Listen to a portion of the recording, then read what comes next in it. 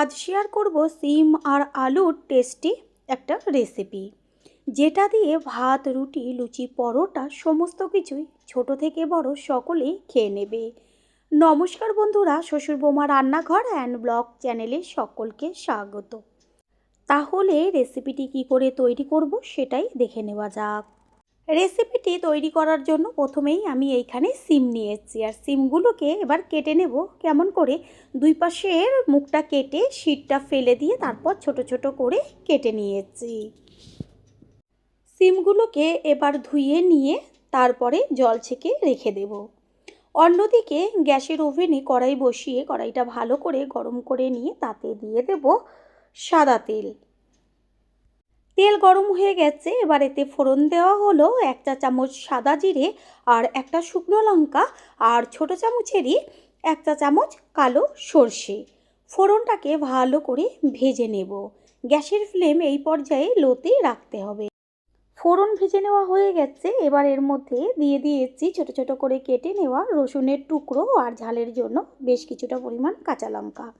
ঝালটা যে যেমন খাবেন সেই অনুযায়ী দেবেন। এবার রসুন আর লঙ্কাটা গ্যাসের ফ্লেম লোতেই থাকবে, হালকা করে ভেজে নেব। রসুনটা যখন হালকা ভাজা হবে তারপরে এর মধ্যে দিয়ে দেব বেশ কিছুটা পরিমাণ একদম ছোট ছোট করে কেটে নেওয়া পেঁয়াজ। এইখানে আমি মাঝারি সাইজের 2খানা পেঁয়াজ কেটে নিয়েছি। পেঁয়াজটাও এবার তেলের মধ্যে ভাজা হতে থাকবে। পেঁয়াজ তাড়াতাড়ি মজে আসার জন্য এর মধ্যে দিয়ে দিচ্ছে পরিমাণ মতন লবণ। লবণটা পেঁয়াজের সাথে নেড়েচেড়ে দেবো, আর গ্যাসের ফ্লেম লোতেই থাকবে, না হলে পেঁয়াজটা ভালো মতন ভাজা হবে না, পুড়ে যাবে।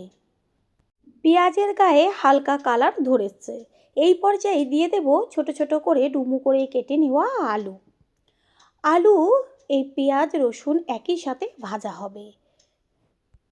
পুরনো বন্ধুদের সবসময় আমাদের পাশে এইভাবে ভালোবেসে থাকার জন্য অনেক অনেক ভালোবাসা। আলুর মধ্যে দিয়ে দেব কালারের জন্য হলুদ গুঁড়ো। হলুদ গুঁড়োটা মিশিয়ে নেব, আর লবণ তো আগেই দেওয়া হয়েছে পেঁয়াজের সাথে, যদি প্রয়োজন হয় তাহলে পরে চেক করে দিয়ে দেব।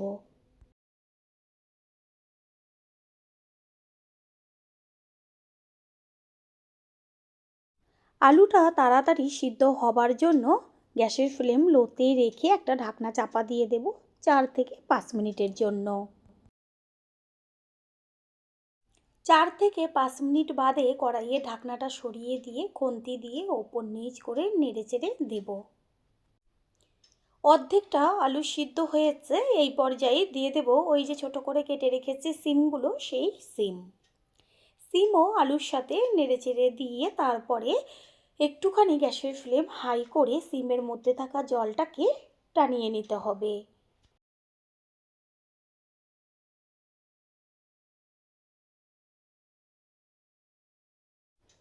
সিমের মধ্যে থাকা জলটা বেরিয়ে গেছে, আর সেই জলটা টেনেও গেছে। এবার গ্যাসের ফ্লেম লো করে দিয়ে এর মধ্যে দিয়ে দিচ্ছি 1 চা চামচ জিরের গুঁড়ো, 1 চা চামচ ধনের গুঁড়ো, আর কালারের জন্য 1/2 চা চামচ কাশ্মীরি লঙ্কার গুঁড়ো। ঝালের জন্য তো কাঁচা লঙ্কাই ব্যবহার করা হয়েছে। সব কিছু ভালো করে নেড়েচেড়ে মিশিয়ে নিয়ে তারপরে ঢাকনা চাপা দিয়ে দেব সবটা ভালো মতন হবার জন্য। প্রথমবার যারা আমাদের চ্যানেল ভিজিট করছেন তাদের আন্তরিক শুভেচ্ছা ও অনেক ভালোবাসা। আমাদের রেসিপিগুলো যদি ভালো লেগে থাকে সাবস্ক্রাইব করে দেওয়ার অনুরোধ রইল, ও পাশে থাকা বেল আইকনে ক্লিক করলে পরবর্তী ভিডিওগুলো সবার আগে আপনাদের কাছে পৌঁছে যাবে। কিছুক্ষণ বাদে কড়াইয়ে ঢাকনাটা সরিয়ে দিয়ে খুন্তি দিয়ে ভাজাটাকে ওপর নিচ করে মিশিয়ে দেব। এইখানে কোনো রকম জলের ব্যবহার হবে না। এই যে ভাজা হচ্ছে ঢেকে ঢেকে, এতেই আলু আর সিম খুব সুন্দরভাবে সিদ্ধ হয়ে যাবে।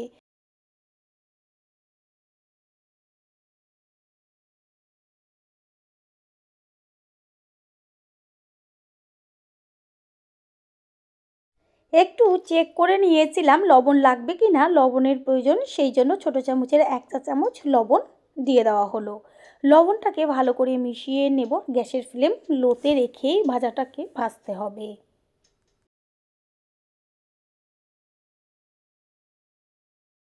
আলু ও সিম দুটোই খুব সুন্দরভাবে সিদ্ধ হয়ে গেছে। রেসিপি একদম কমপ্লিট।